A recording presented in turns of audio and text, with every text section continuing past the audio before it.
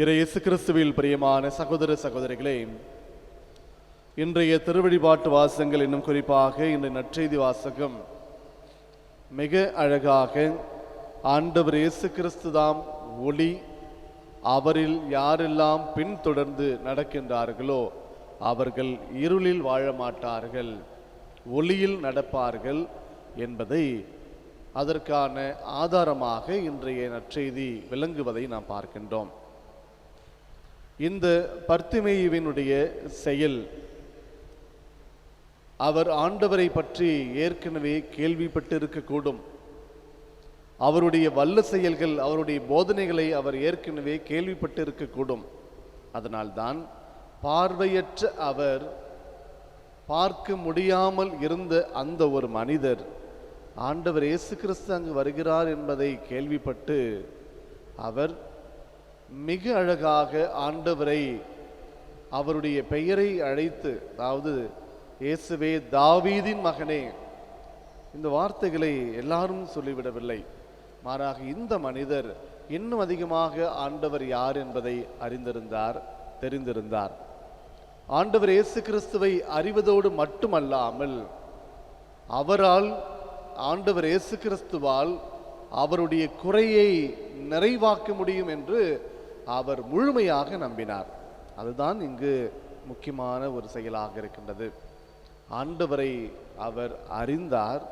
அறிந்து கொண்டதோடு மட்டுமல்லாமல், அவர் யார் என்பதை அறிந்து கொள்வதோடு மட்டுமல்லாமல், அவர் எப்படிப்பட்டவர், அவரால் என்னவெல்லாம் செய்ய முடியும் என்பதையும் அவர் தெரிந்திருந்தார்.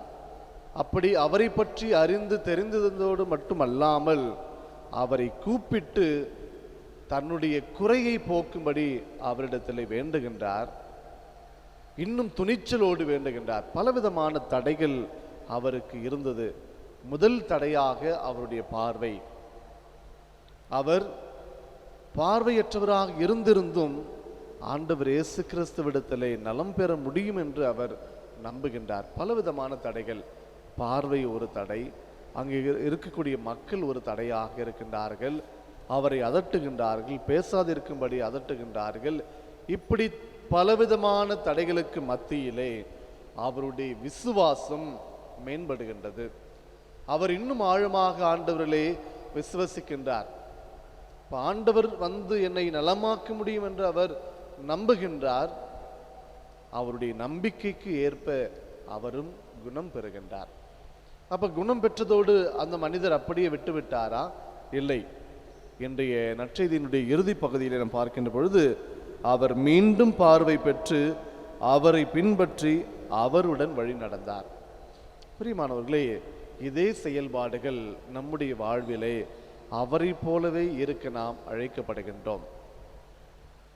நாம் சில நேரங்களிலே பார்வையற்றவர்களாக தான் வாழ்ந்து கொண்டிருக்கின்றோம்.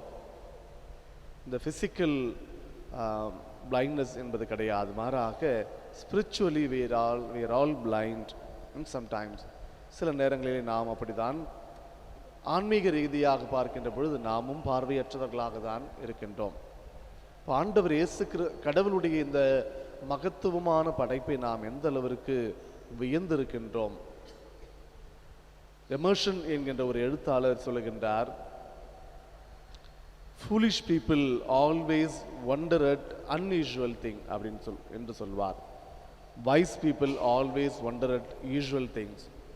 சில நேரங்களிலே எதிர்பாராத அல்லது நடக்க முடியாத ஒரு சில விஷயங்கள் நடக்கின்ற பொழுது அதை குறித்து யார் ஆச்சரியப்படுவார்கள்? foolish, முட்டாள்தனமாக இருக்கக்கூடிய மக்கள் தான் ஆச்சரியப்படுவார்கள் என்று அந்த எழுத்தாளர் குறிப்பிடுகின்றார். சில நேரங்களில் நாமும் பலவிதமான இந்த அதிசயமான சில இடங்களுக்கு அல்லது சிலவற்றை காண்பதற்காக நாம் செல்லுகின்றோம். உதாரணமாக நாம் கன்னியாகுமரிக்கு செல்லுகின்ற பொழுது அங்கு நிச்சயமாக எல்லாருடைய கவனம் என்னவாக இருக்கும், எல்லாருடைய ஆசை என்னவாக இருக்கும்? எப்படியாவது சன்ரைஸ் பார்க்கணும், காலையில் எழுந்து போய் பார்க்கணும் என்றெல்லாம் போயிருக்கிறோம். நானும் அப்படி தான் ஒரு முறை போயிருக்கிறேன். சன்ரைஸ் பார்க்கலாம் அப்படின்னு சொல்லி போனோம். கடைசி வரைக்கும் பார்க்க முடியல. அது ஆல்ரெடி சன் மேலே வந்துடுச்சு. பிரியமானவர்களே, ஆனால் அதே சூரியனை நாம் ஒவ்வொரு நாளும் பார்க்கின்ற பொழுது அதை நாம் வியப்பது கிடையாது. அது ஒரு குறிப்பிட்ட இடத்திலே குறிப்பிட்ட நிலையிலே அது தோன்றுகின்ற பொழுது நாம் வியந்து பார்ப்பது உண்டு. அப்படிதான் அதைதான் அந்த எழுத்தாளர் சொல்லுகின்றார், foolish people always wonder at unusual thing, wise people always wonder at usual things. அப்போ நாம் ஒவ்வொருவரும் ஒவ்வொரு நாளும் நம்மோடு நம் அருகில் நடக்கக்கூடிய ஆண்டவருடைய மகத்துவத்தை நாம் அறிந்து வியக்க நாம் கற்றுக்கொள்ள வேண்டும். இப்போ ஒவ்வொரு நாளும் இந்த வாழ்வு என்பது கடவுள் நமக்கு கொடுத்த, நாம் இருப்பதும் இயங்குவதும் கடவுள் நமக்கு கொடுத்த ஒரு மாபெரும் கொடை என்பதை நாம் வியக்க வேண்டும்.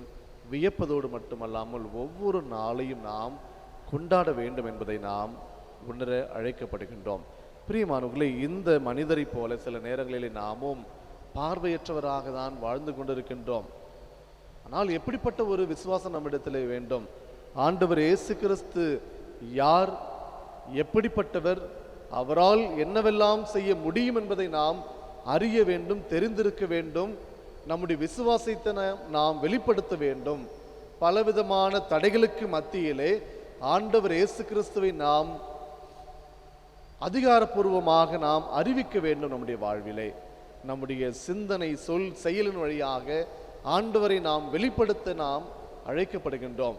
அதோடு மட்டுமல்லாமல் நம்முடைய குறைபாடுகளை ஆண்டவரிடத்திலே கூவி அழைக்கின்ற பொழுது பலவிதமான தடைகளுக்கு மத்தியிலே ஆண்டவர் நம்முடைய குரலுக்கு செவிசாய்ப்பார் என்கின்ற ஒரு அசைக்க முடியாத விசுவாசம் நம்மிடத்தில் இருக்க வேண்டும். அப்படி விசுவாசத்தோடு அழைக்கின்ற பொழுது நம்முடைய குரலுக்கு ஆண்டவர் செவி கொடுப்பார். நம்முடைய தேவைகளை, நம்முடைய குறைகளை நிறைவாக்கக்கூடியவராக ஆண்டவர் இருக்கின்றார். நிறைவு பெற்ற நாம் அதோடு நிறுத்திவிடாமல் அவரை நாம் பின்தொடர வேண்டும்.